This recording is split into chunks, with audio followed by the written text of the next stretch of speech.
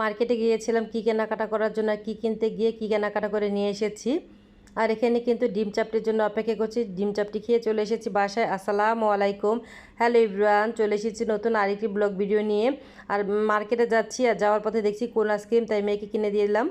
আর এখানে আমরা চলে এসেছি মুক্তিযোদ্ধা মার্কেটের দ্বিতীয় তলা, যেহেতু আমাদের বাসার কাছে এই মার্কেটটা। আর আমার মেয়ে যেহেতু টুকটাক জিনিসপত্র তৈরি করে, সেজন্য কিন্তু এখানে মাঝে মাঝে আসা হয়। আর এখানে এসেছি মূলত ব্রেসলেট তৈরি করবে, সেই জিনিসপত্রগুলো কেনাকাটা করার জন্য। কী কিনতে এসেছে আর কী কেনাকাটা করে নিয়ে গেলাম সেটাই বলবো আপনাদের সাথে। আর এখানে কিন্তু সুন্দর সুন্দর ব্লক করা ড্যাশ আছে। আর সেই সাথে কিন্তু লিপনের জন্য নানা রকমের জিনিসপত্র এখানে পাওয়া যায়, দেখতে অনেক বেশি ভালো লাগছে। আমার মেয়েও একটা তৈরি করেছে নানান রকমের ডিজাইনের। আর সাথে কিন্তু এখানে রেডি রং করা আছে, আমিও নিয়ে নিয়েছি আমার মেয়ের জন্য। আর এখানে অ্যাপেল গাছটা দেখতে এত বেশি ভালো লাগছে, আমার খালামণি তো ধরে আছে। আর এখানে কিন্তু নানান রকমের গাছগাছালি দেখে অনেক বেশি ভালো লাগছে, সবই কিন্তু আর্টিফিশিয়াল। আর এখন যেহেতু ব্রেসলেট তৈরি করা হবে, সেজন্য কিন্তু এই কালারফুল ব্রেসলেটগুলো নিয়ে নেওয়া হচ্ছে। আর অক্ষরগুলো নিয়ে নেওয়া হচ্ছে ব্রেসলেট তৈরি করার জন্য। একসাথে অনেকগুলো নিয়ে নিলে ভালো, যখন ইচ্ছে তখনই সে নানান রকমের জিনিসপত্র তৈরি করবে আমার মেয়ে।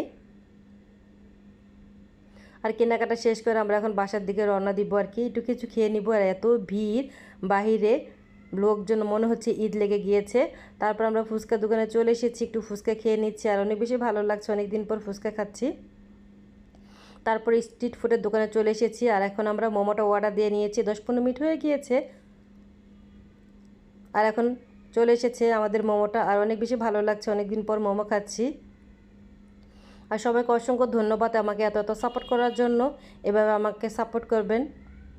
ভালো লাগলে অবশ্যই লাইক এবং শেয়ার করতে ভুলবেন না। আর যারা যারা ফেসবুক পেজ থেকে দেখছেন, অবশ্যই আমার পেজটা ফলো লাইক দিতে ভুলবেন না। আর আমার কিন্তু একটা ইউটিউব চ্যানেল আছে, অবশ্যই আমার চ্যানেলটাকে সাবস্ক্রাইব এবং লাইক দিতে ভুলবেন না।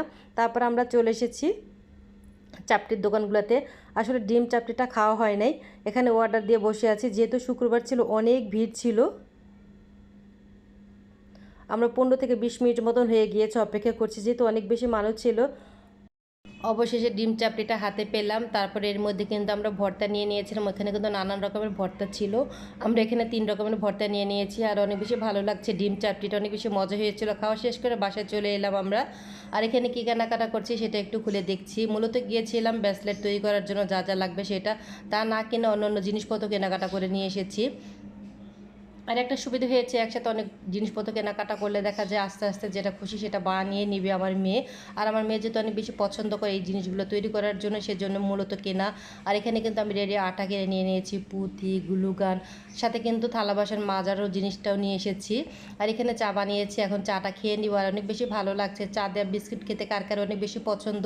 নতুন কোনো ভিডিও নিয়ে আবারও চলে আসবে, সবাই ভালো থাকবেন, আল্লাহ হাফেজ।